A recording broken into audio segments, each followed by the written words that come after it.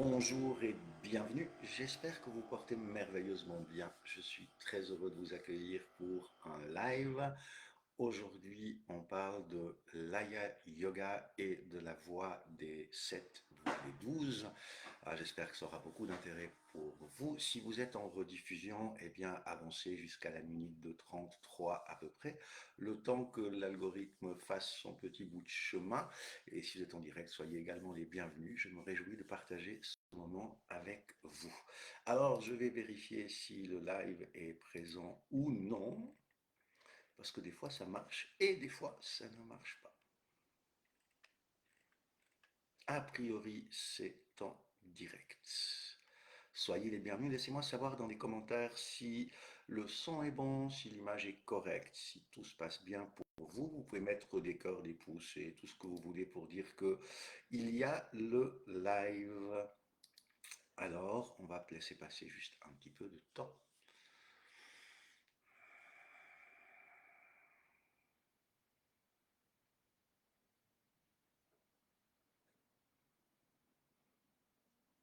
Aujourd'hui, on va parler de trois grands principes selon le Kriya Yoga et selon le Laya Yoga. On va parler un petit peu de ce que sont les yogas. Peut-être que ça peut être intéressant. Et parler un tout petit peu aussi de la voie des 7 et la voie des 12, en espérant que c'est beaucoup de valeur pour vous. Alors, est-ce que le son est bon? Est-ce que l'image est bonne? Est-ce que vous vous portez merveilleusement bien? On va commencer d'ici une minute à peu près. Soyez les bienvenus.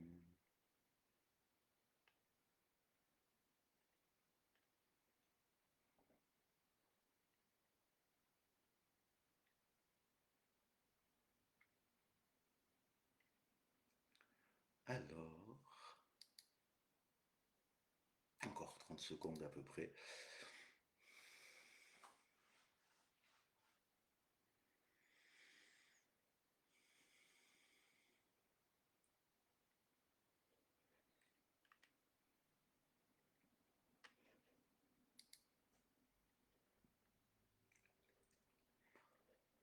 Bon, eh bien, on va doucement commencer. Soyez absolument les bienvenus. J'espère que vous portez merveilleusement bien.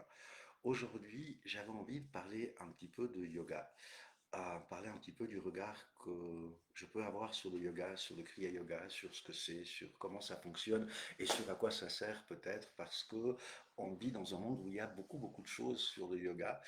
Certaines sont extraordinaires, d'autres peut-être un petit peu différentes, mais on a fait du yoga, on a mis beaucoup de noms autour du yoga. Il y a plein de formes de yoga qui existent. Il y a le yoga du rire, il y a le yoga de la Kundalini, il y a le yoga de ceci, le yoga de cela. Et puis peut-être que on se perd un petit peu et on se demande bien à quoi ça peut servir. Et quand on est en Europe, eh bien, on a surtout connaissance du Hatha Yoga, qui est le yoga, on va dire, du corps physique, si je peux dire ça comme ça, qui a plusieurs objectifs, dont le premier est de permettre de travailler sur les flegmes, d'améliorer la conscience du corps, de pouvoir améliorer la circulation de l'énergie dans le corps et de pouvoir aussi, dans la pratique du Hatha Yoga, d'amener des états de conscience profonds pour pouvoir atteindre en finalité ce qu'est yoga. Alors, qu'est-ce que c'est? D'abord, on va un petit peu d'où ça vient le yoga, si on a envie d'en parler. Peut-être qu'il y a deux grands textes qui parlent du yoga. Le premier grand texte qui parle du yoga s'appelle la Bhagavad Gita, qui est à la fois symbolique et à la fois historique, si je peux dire ça comme ça, et dans sa version que je vais qualifier de symbolique, c'est celle-là à laquelle on va s'y intéresser, eh bien, la Bhagavad Gita, elle expose que nous sommes sur un champ de bataille, le champ de bataille du mental, et que sur ce champ de bataille du mental, eh bien, il y a la conscience supérieure, il y a Krishna, il y a le guide, il y a le gourou qui parle avec son disciple, qui lui se pose des questions et qui se demande pourquoi il est sur un champ de bataille, pourquoi il a ses cousins en face de lui, pourquoi est-ce qu'il doit mener la guerre et qu'il n'a pas envie, et il commence par s'interroger sur les profonds doutes.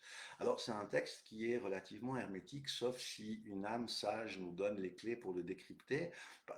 Pardonnez-moi, parce que si c'est pas notre culture, eh bien, lorsqu'on commence à lire la Bhagavad Gita, on a beaucoup de noms, on ne sait pas à quoi ils servent, on ne connaît pas leur signification et on ne sait bien pas trop ce que ça peut nous apprendre. On sait que c'est un texte sacré qui est hors de la religion hindoue, si je peux dire ça comme ça, qui existe avant la religion hindoue, qui appartient à la tradition, mais qui est hors de la religion. Et en fait, on peut se poser la question de qu'est-ce que je fais avec tous ces noms, qu'est-ce que je fais avec tous ces textes, qu'est-ce que ça m'apprend.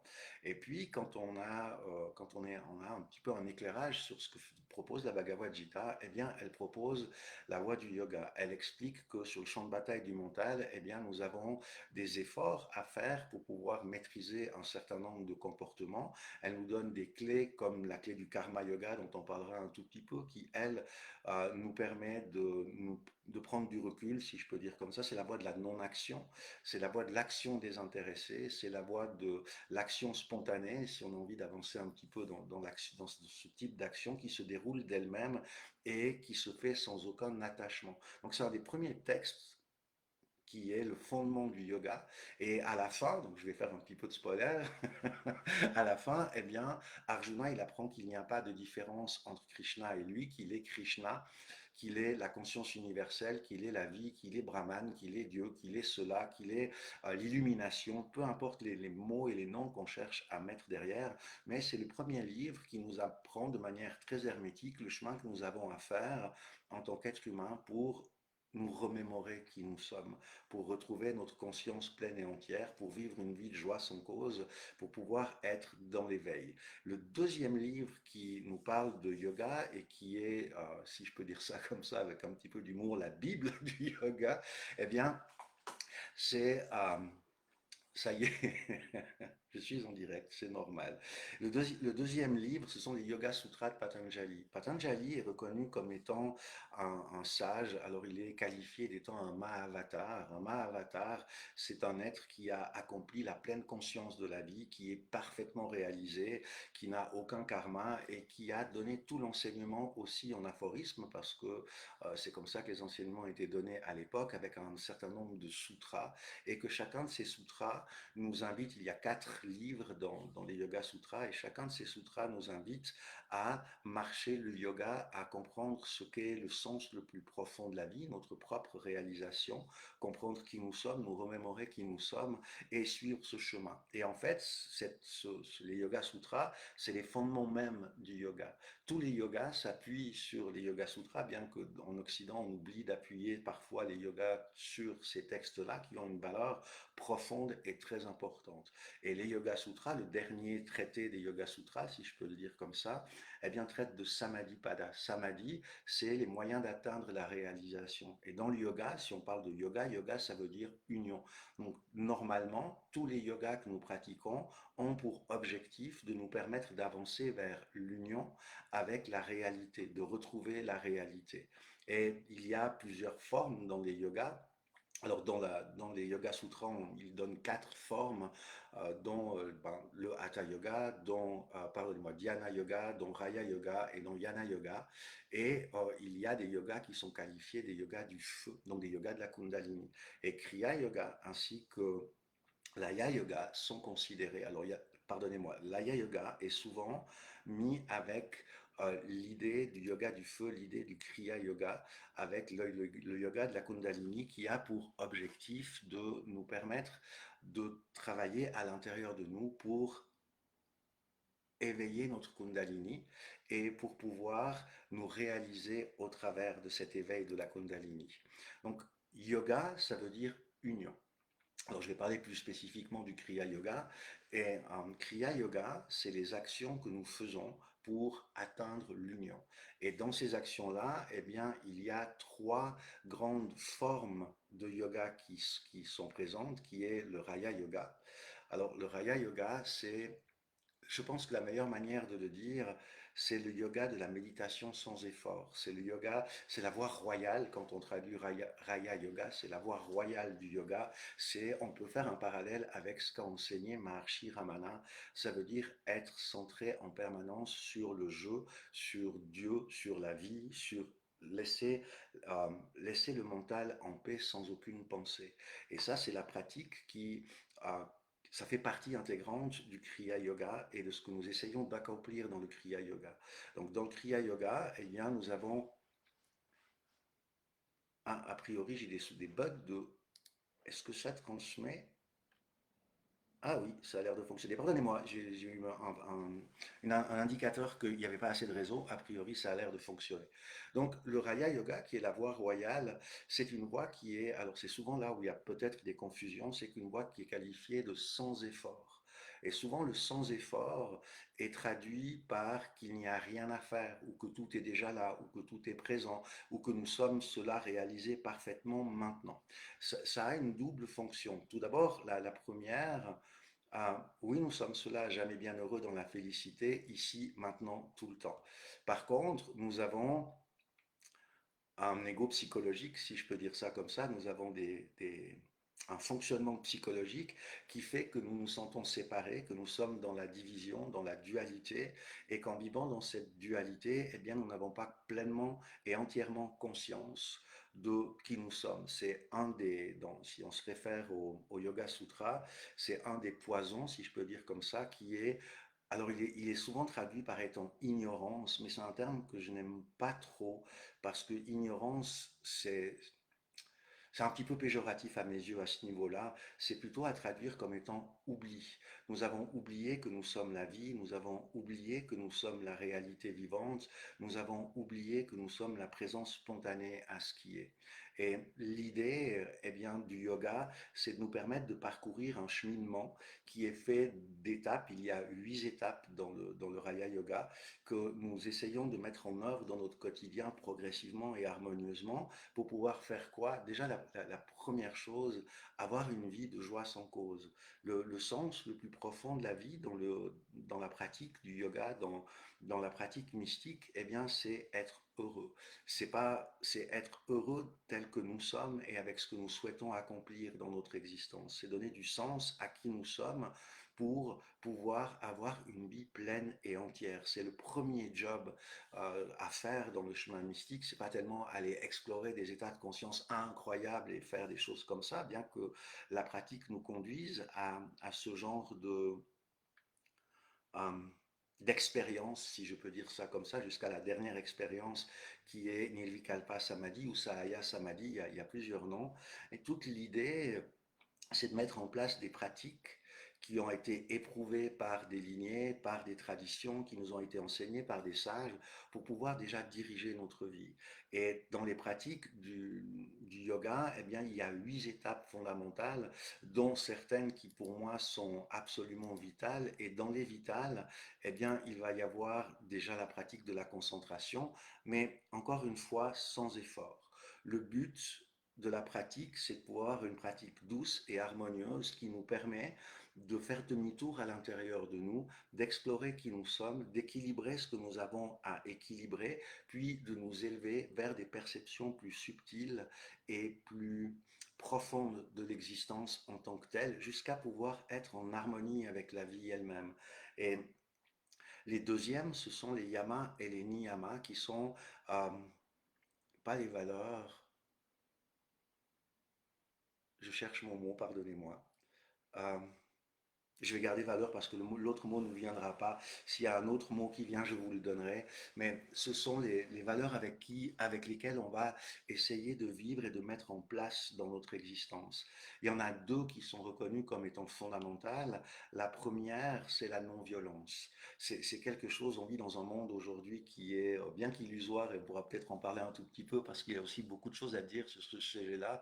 Mais on vit dans un monde où il y a beaucoup de violence, beaucoup de douleur, beaucoup de colère, beaucoup de choses comme ça. Et je pars du principe que si chaque être humain commence à travailler et à pratiquer la non-violence avec lui-même, déjà en premier lieu, parce que souvent, lorsqu'on discute avec des personnes, elles sont excessivement, il y a beaucoup de violence sur le fait qu'elles ne s'aiment pas, qu'elles ne s'apprécient pas, qu'elles ne méritent pas la vie, qu'elles sont ceci, qu'elles sont cela. Et en général, on traite mieux nos amis que l'on se traite nous-mêmes. L'idée de la non-violence, c'est commencer par avoir une relation avec soi-même sans aucune forme de violence. Si on a une relation avec soi-même sans une forme de violence, ce qu'on va poser et porter dans le monde, dans les jardins de Dieu, eh bien, va être non-violent. Et si 51% des êtres humains pratiquent une profonde non-violence, peut-être que le monde va se transformer. Je pense qu'on a une responsabilité, c'est d'équilibrer notre vie pour faire en sorte que ce monde qu'ils soient mayas ou non, puissent être plus équilibrés. Donc on a les yama et niyama. Le premier est non-violence. Le deuxième, le plus important, c'est le contentement. On vit dans un monde où on est beaucoup attiré à l'extérieur, par vouloir plein de choses, par obtenir plein de choses, par avoir ceci, par avoir cela, par projeter plein de choses. Et l'idée, c'est d'apprendre le contentement, être content, être oui, vraiment content de ce que l'on a ou de ce que l'on n'a pas, et d'apprendre à utiliser des moyens habiles pour créer et développer une vie qui fait sens pour nous. On est ici pour être profondément heureux. Et entre heureux et obtenir, il y a une grande différence. Et l'idée du Kriya Yoga, on va deux aspects. Il y a un aspect qui va être exotérique et il y a un aspect qui va être ésotérique. L'idée du Kriya Yoga, c'est d'avoir des actions qui nous conduisent à créer une vie avec du sens, à créer une vie avec de la joie, à créer une vie qui nous apporte du bonheur pour que nous puissions traverser la vie en étant pleinement heureux. Ça, c'est l'idée de kriya qui veut dire action. Donc kriya a la même racine que karma, qui veut dire action de quelque chose. Et la différence entre karma et kriya, si on se réfère un petit peu à la psychologie cognitive, eh bien karma, ça va être un certain nombre de biais cognitifs que nous pourrions avoir, c'est toutes les samskaras et c'est toutes les habitudes que nous avons, c'est toutes les mémoires qu'on a héritées que nous avons, qui font que nous sommes sur pilote automatique et que plutôt que de prendre en charge des bonnes actions qui nous permettent de construire une vie auspicieuse et pleine de sens, eh bien, qu'est-ce que nous faisons? Nous pilotons notre vie automatiquement et à l'intérieur de notre mental, il se passe plein de choses, dont de la râlerie, de l'insatisfaction, de la frustration, etc., etc. Ça, c'est la première idée du Kriya Yoga, c'est comment on va pouvoir mettre en place des actions habiles. Alors, dans le Kriya Yoga, on utilise des choses, il est un tout petit peu différent des autres yogas, j'expliquerai un tout petit peu.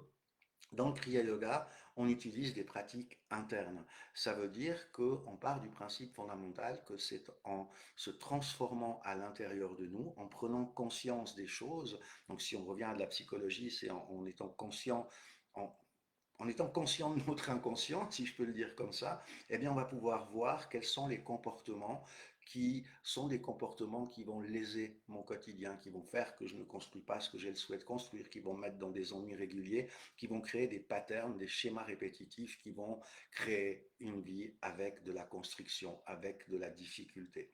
Et ce sont des mécanismes internes.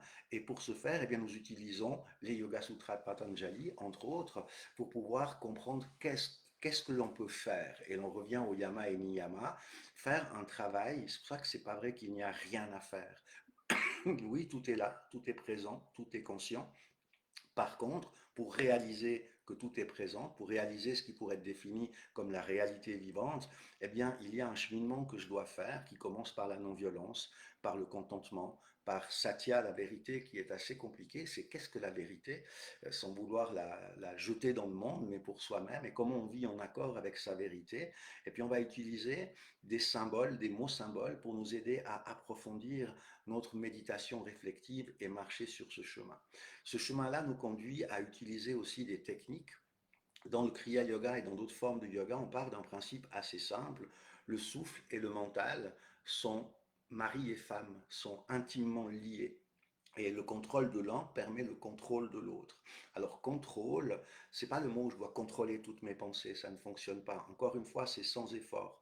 Si je porte mon attention sur ma respiration et que j'utilise des formes de respiration spécifiques, eh bien je vais pouvoir clarifier mon mental, je vais pouvoir avoir des aperçus profonds, je vais pouvoir observer clairement comment fonctionnent les mécanismes de mes pensées et je vais pouvoir regarder comment je peux orienter différemment mes pensées. Ça s'appelle régler le poste de télévision que je veux regarder, si je veux dire comme ça, je vais pouvoir progressivement, à force de calmer mon mental, faire en sorte qu'il soit beaucoup plus calme dans mon quotidien.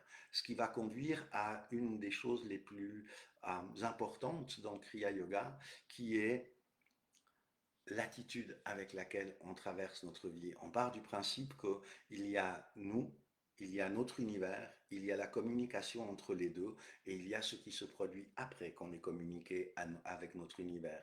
Si je passe mon temps à dire et à hurler contre mon univers, eh bien la réponse, ça va être un hurlement et il est fort probable que ma vie, elle soit un petit peu plus compliquée. Si je passe mon temps à être en paix avec mon univers, quoi qu'il puisse se produire dans le quotidien, dans l'existence, il est possible que ma vie s'adoucisse et devienne de plus en plus équilibrée.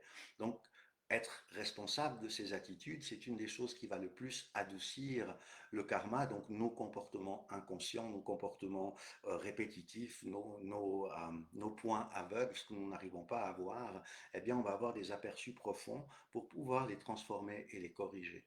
Donc, ça, c'est la partie exotérique du Kriya Yoga. C'est les actions que nous utilisons pour pouvoir créer une vie auspicieuse. C'est quelque chose de relativement simple, c'est quelque chose de relativement efficient. Et à force de mettre ça en œuvre dans ce quotidien, eh bien, on commence à aller vers une deuxième partie qui est Raya Yoga, qui est la voie royale, si je peux dire ça ainsi. C'est quand le mental, naturellement, il rentre dans un état de calme et que sans effort, on garde son attention fixée sur la racine du jeu, sur la racine des pensées ou sur une pensée spécifique, parce que ça va dépendre aussi de notre structure mentale. C'est pour ça qu'il y a 4 formes de yoga différentes. C'est pas uniquement pour embrouiller l'esprit. D'abord, c'est une des choses qui a été dit pour la première fois, c'est qu'il n'y a pas qu'une seule voie. Il y en a 4 et que la voie, elle est là pour s'adapter à nos fonctionnements et que c'est grâce à cette voie-là qu'on va pouvoir progresser vers une paix indicible. Donc Raya Yoga, ça va être des techniques ésotériques et dans les techniques ésotériques, on va reconnaître 2 choses. Pour pouvoir atteindre un état de paix profond, il y a en réalité 2 voies, quelle que soit la manière dont on marche sa voie. Il y a la première voie qui est la voie des 12. La voie des 12, c'est la voie du côté de chacun des chakras, pour faire ça au plus simple, c'est la voie de l'expérience. Ça veut dire que nous allons vivre des expériences, ce que nous faisons tous les jours dans notre vie, pour essayer d'apprendre à nous remémorer. Et dans la voie des 12, la difficulté, c'est qu'il n'y a pas que des expériences heureuses. Il y a des expériences douloureuses. Il y a des émotions qui sont constrictives, que je vais qualifier de douloureuses, entre guillemets, la colère, la frustration, etc. Et il y a des émotions joyeuses et nous cherchons en permanence à avoir des émotions heureuses, ce qui n'est absolument pas réellement possible. Peut-être que ça devient possible lorsqu'on atteint des états excessivement profonds de samadhi, mais ça c'est à découvrir et je ne voudrais pas induire quelque chose qui n'est pas correct.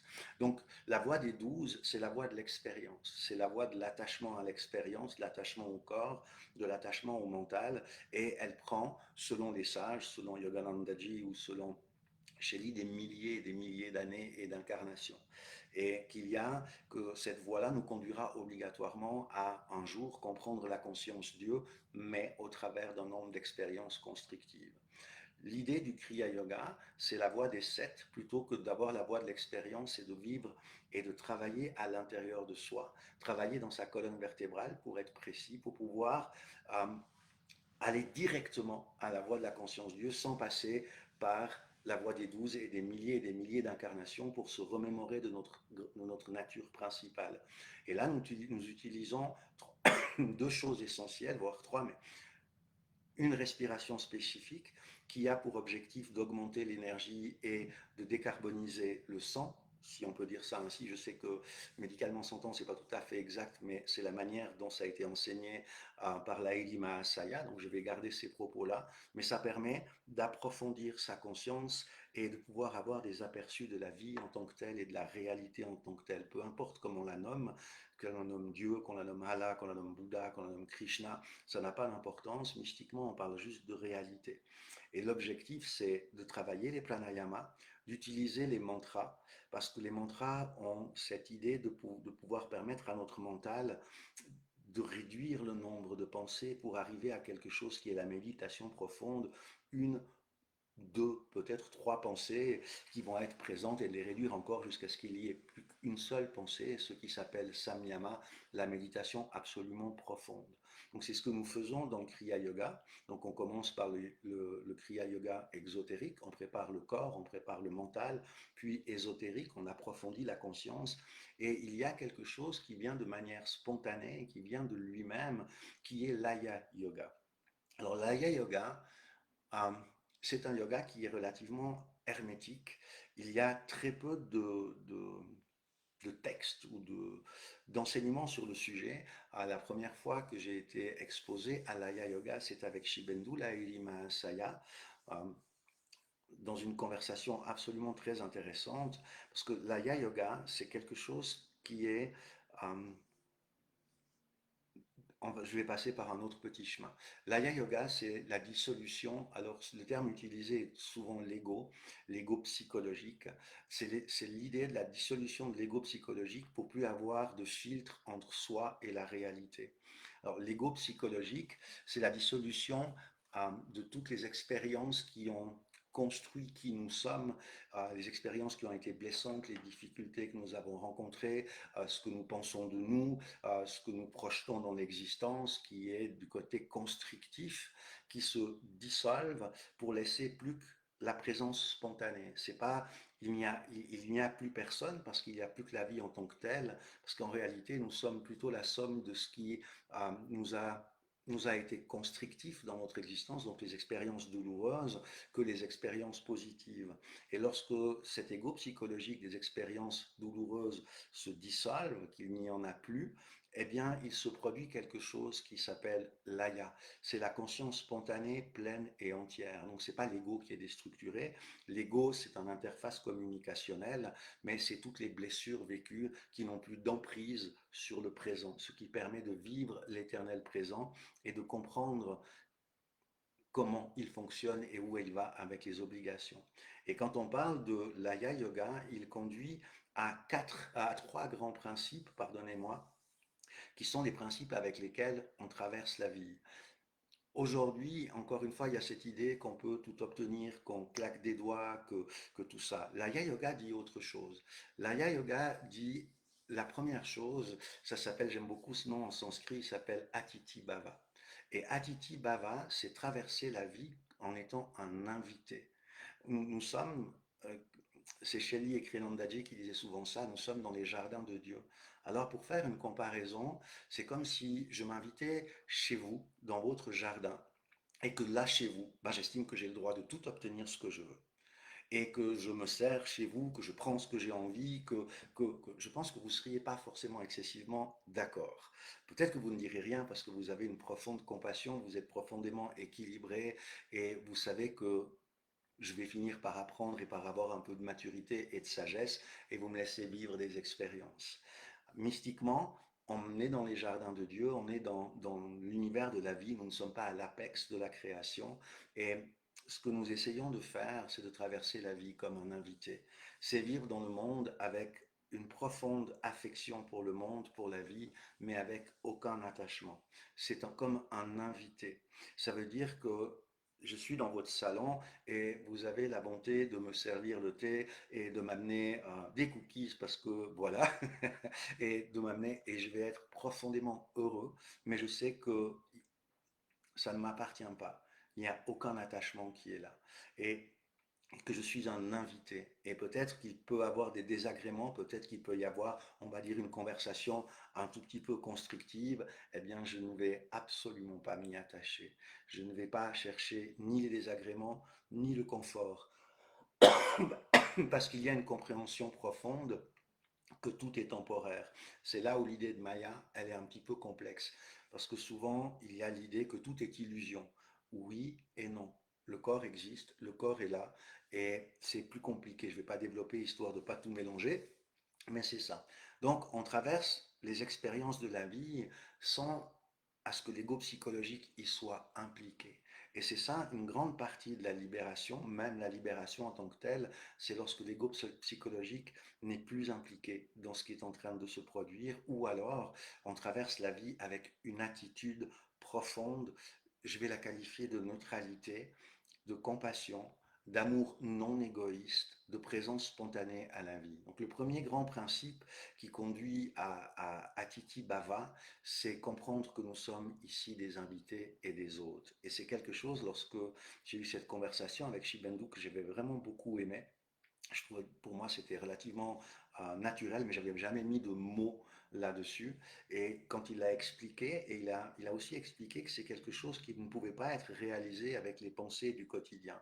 Beaucoup de maîtres expliquent que nous ne pouvons pas résoudre les problèmes que nous cherchons à résoudre mystiquement son temps avec notre compréhension, avec notre mental, parce que le mental est le problème en tant que tel.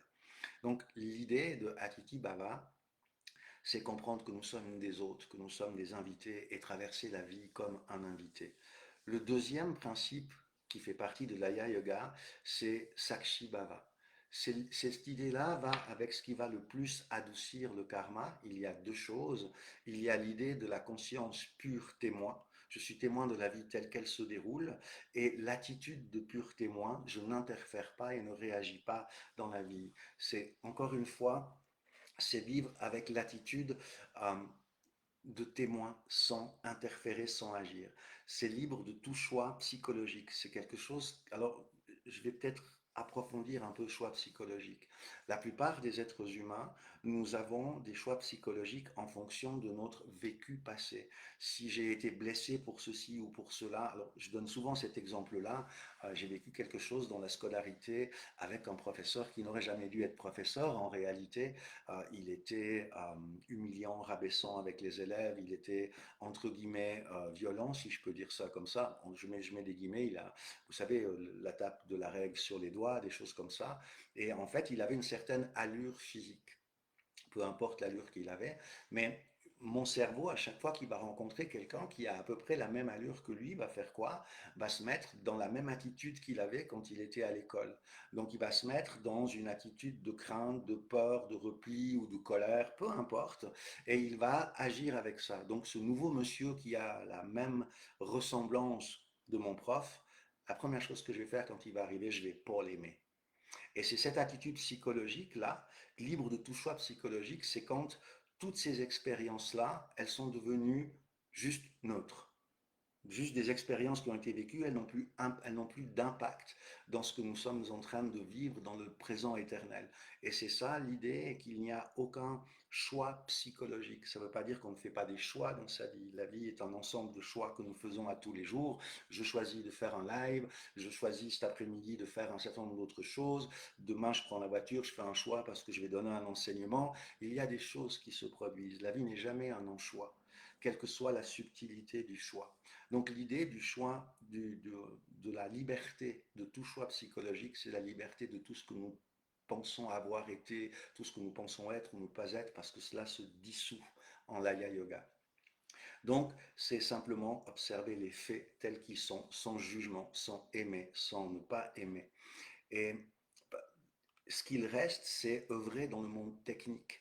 Œuvrer dans le monde technique, c'est ce que Shibendu définissait comme étant le mental technique. Le mental technique, c'est celui qui me permet de parler avec vous en français, c'est celui qui me permet de pouvoir faire à manger. Ceux qui me connaissent savent que j'aime cuisiner, c'est quelque chose qui pour moi est une manière de servir mes hôtes, c'est une manière de servir les gens, c'est de faire la cuisine, j'aime beaucoup ça. Et donc, pour faire un bon plat, eh bien, j'ai besoin de mon mental technique que je vais utiliser. Maintenant, si je loupe mon plat, c'est pas grave. Si je le réussis, c'est pas grave. C'est ça, cette idée-là qu'il y a derrière. Donc, c'est sortir de toute cette idée psychologique de ce que nous avons vécu, qui est source de conflits, source de problèmes, source où on essaye d'imposer qui nous sommes aux autres plutôt que d'être simple observateur de la vie. Et le dernier, qui est pour moi celui qui est, comment je pourrais dire ça, le plus magique à vivre, il s'appelle Ananda. Ananda, c'est la joie pure, c'est le bonheur, c'est la présence spontanée à la vie.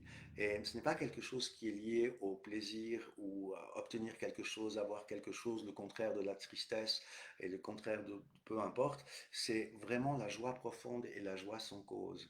Et il y a une idée là-dedans qui est assez subtile, c'est que le bien ne fleurit pas en faisant l'opposé du mal, le bien, le bien fleurit en mettant fin à ce qui peut être le mal. Et nous revenons au yama et niyama, les observances et les abstinences que nous mettons dans notre vie pour avoir une vie où, eh bien, non-violence, non-désir, où les poisons qui ont aussi également été enseignés par Lord Bouddha, eh bien, les 8 poisons qui nous empêchent d'avoir une vie pleine et équilibrée, eh bien, nous les éliminons. Et du moment où ils s'éliminent, la plupart des textes disent que nous devenons une bénédiction pour tous les êtres humains parce que nous vivons une paix absolument profonde. C'est l'idée de ce qu'est l'Aya Yoga. Par contre, l'Aya Yoga, c'est une non-pratique. L'Aya Yoga, c'est le son profond et sans pensée qui se produit de lui-même. C'est pas quelque chose que tout d'un coup on peut faire par soi-même. C'est aussi ce qui sous-tend l'idée qu'il n'y a rien à faire pour cet état-là. Shivenduji disait toujours que la réalisation de soi, elle était acausale, donc elle n'avait aucune cause spécifique et qu'elle était hors de tout espace et de tout temps et qu'elle se produisait d'elle-même sans que rien ne soit fait. Par contre, avec humour, je lui ai dit un jour, du coup, le Kriya Yoga, c'est acheter un billet de loto pour pouvoir vivre cet instant incroyable. La pratique spirituelle, que ce soit le Kriya Yoga ou toute autre pratique, a pour objectif déjà de nous amener à vivre une vie avec de la joie, avec du bonheur, d'être fondamentalement heureux. Le deuxième objectif de toute vie mystique ou spirituelle, c'est d'avoir des aperçus profonds sur comment fonctionne la vie et de pouvoir traverser la vie en se blessant et en blessant le moins possible d'autres formes de vie sensibles.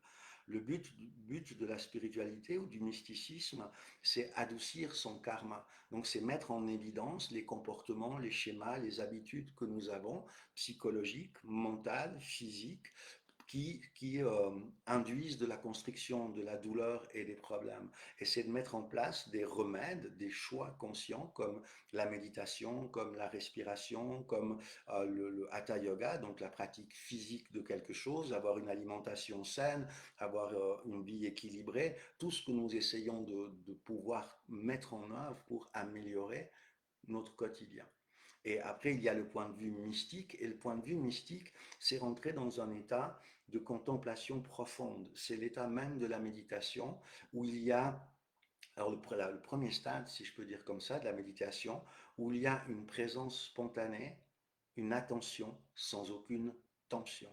Ça veut dire que vous pouvez garder votre mental sur le jeu racine, sur une pensée, sur un objet de beauté, et qu'il est simplement présent à ce qu'il est en train de faire, et qu'il n'y a aucune tension, donc aucun effort. Et l'idée, c'est pas rien faire, c'est aucun effort. Et d'arriver à s'entraîner, à pratiquer, à mettre en œuvre des choses dans sa vie pour pouvoir vivre l'état sans effort. C'est quelque chose qui commence par d'abord mettre de l'ordre, si je recommence par le début, puis mettre en œuvre des comportements qui, la non-violence, le contentement, etc. Puis après, commencer à se concentrer pour pouvoir observer son mental, comprendre comment il s'articule, commencer par le discipliner un petit peu, puis on entre dans un état d'attention sans aucune tension, c'est quelque chose de naturel, ça se fait de lui-même, et puis après il y a quelque chose où se produit un événement où le méditant, l'objet de la méditation et la méditation, ces trois choses fusionnent en une chose, et il n'y a plus qu'une présence spontanée à ce qui peut durer une milliseconde ou une seconde ou une minute, et de cet état-là, on ressort, en règle générale, profondément transformé. Et puis, on va répéter cet état jusqu'à ce qu'on reste dans cet état où il n'y a plus de méditant, plus d'objets de méditation, plus d'observation. Et on va rester en permanence dans cet état-là. Et là se produit quelque chose qui est l'Aya Yoga, qui, qui est la présence entre deux pensées, le son entre deux pensées. Et ce son-là, c'est pas quelque chose qu'on peut faire dans son mental, il se produit de lui-même. Et c'est ça l'Aya Yoga. Et le chemin du yoga, le chemin de toutes les formes de yoga à la base, selon les Yoga Sutras de Patanjali. Après, il y a d'autres formes de yoga qui font certainement du bien aux personnes qui le pratiquent, qui aident leur vie, qui ont un but dans ce sens-là et qui sont très très bien. Mais selon Patanjali, il y a 4 aspects dans le yoga et le but c'est de nous conduire à nous rappeler qui nous sommes. Tout comme ce qui est écrit dans la Bhagavad Gita, c'est de nous rappeler que nous sommes ceci à jamais bien heureux dans la réalité et que nous sommes ici et maintenant. Ce que nous avons à faire sans effort, c'est nous rappeler que nous sommes cela et de marcher ce chemin qui nous conduit à le vivre pleinement et entièrement. Donc voilà un petit peu ce que j'avais envie de partager avec vous aujourd'hui. Dites-moi dans les commentaires si c'est intéressant pour vous. Est-ce que vous avez des questions?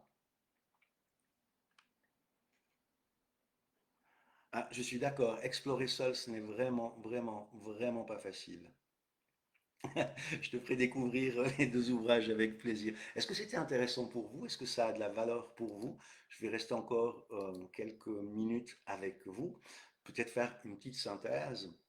L'idée que j'avais envie de partager avec vous, c'est que yoga, c'est l'union et que la pratique pour arriver à cette union-là, elle est décrite dans deux ouvrages, d'autres ouvrages bien évidemment, dans deux ouvrages qui sont pour moi les plus euh, intéressants, si je peux me permettre de dire ça comme ça, je ne trouve pas le mot, mais qui sont des piliers, des fondamentaux du yoga et de la pratique du yoga. C'est la Bhagavad Gita, qui est le livre de Krishna et de l'enseignement que Lord Krishna donne à son disciple Arjuna pour qu'il puisse atteindre la réalisation de soi, et que c'est un ouvrage qui est à la fois métaphorique et à la fois historique, qui est extraordinaire et qui nous explique le cheminement qu'on fait pour retourner à cette union-là.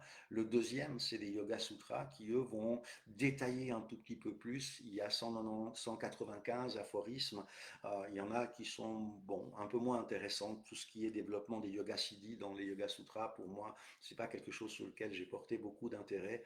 Mais par contre, ça nous permet de mettre en œuvre ce qui nous amène à une vie en Laya Yoga, en Ananda. La vie mystique, la vie réalisée, c'est l'Aya Yoga. Traverser la vie comme pur témoin, avoir de la joie pure, et puis traverser la vie comme un hôte, ce qui n'est pas pareil qu'un pur témoin. Donc c'est ce cheminement-là que nous essayons de faire. Toute la vie mystique, c'est ce cheminement-là que nous essayons de faire et d'avancer. Alors, il y a plusieurs années, j'avais partagé ton enseignement de Kriya Yoga.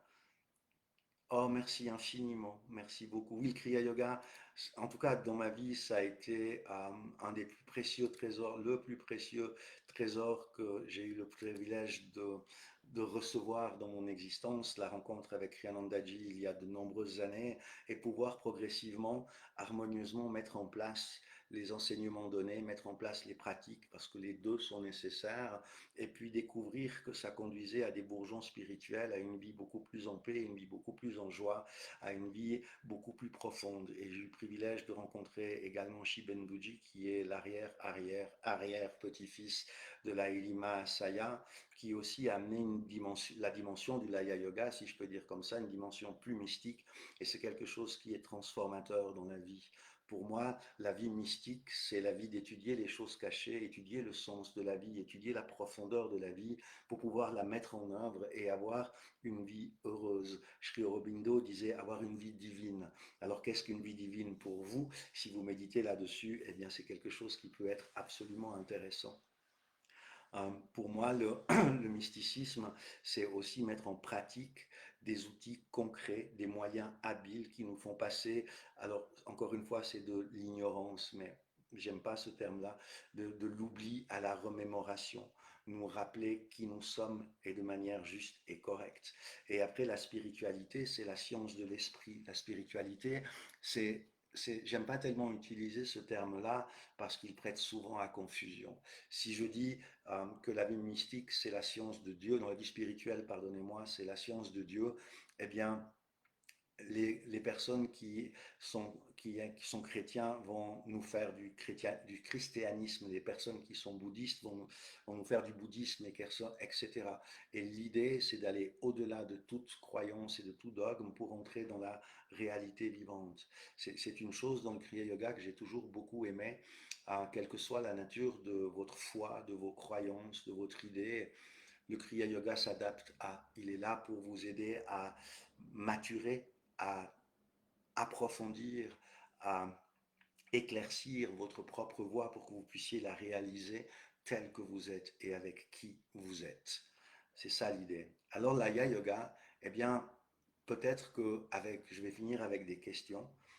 Comment est-ce que vous traversez la vie en étant un invité, un hôte? Comment est-ce que vous traversez la vie en étant non attaché, avec une attitude d'invité? Comment vous traversez la vie en étant simplement témoin, sans interférer? On interfère toujours un peu dans la vie quand même, mais en interférant le moins possible dans l'existence. Et comment est-ce que vous mettez en œuvre pour cultiver Ananda, la joie sans cause, la présence spontanée à ce qui est. Alors voilà, c'était pour le live d'aujourd'hui. Je reviendrai certainement la semaine prochaine avec d'autres choses si ça vous intéresse. Si vous avez des commentaires et questions, ben laissez-les dans l'espace commentaires. Je viendrai y répondre. Et si vous avez des questions ou des sujets que vous aimeriez que j'aborde, si c'est dans mes compétences et que je peux le faire, je le ferai avec un grand plaisir. Dans la description de cette vidéo, il y a un texte. Si ça vous intéresse d'approfondir, je vais donner dans quelques semaines, je n'ai pas la date en tête et je vous prie de me pardonner de ça, je vais donner une masterclass, une satsang sur les Yoga Sutras de Patanjali. Si vous êtes au courant, je travaille avec un éditeur j'ai écrit et interprété les Yoga Sutras de la manière la plus directe que je pouvais pour essayer de donner un éclairage à ceux que ça intéresse. Donc je vais proposer une masterclass sur ce sujet-là, absolument gratuite bien évidemment. Donc si vous voulez y venir, vous êtes les bienvenus. Si vous voulez partager cette information, eh bien je vous en remercie.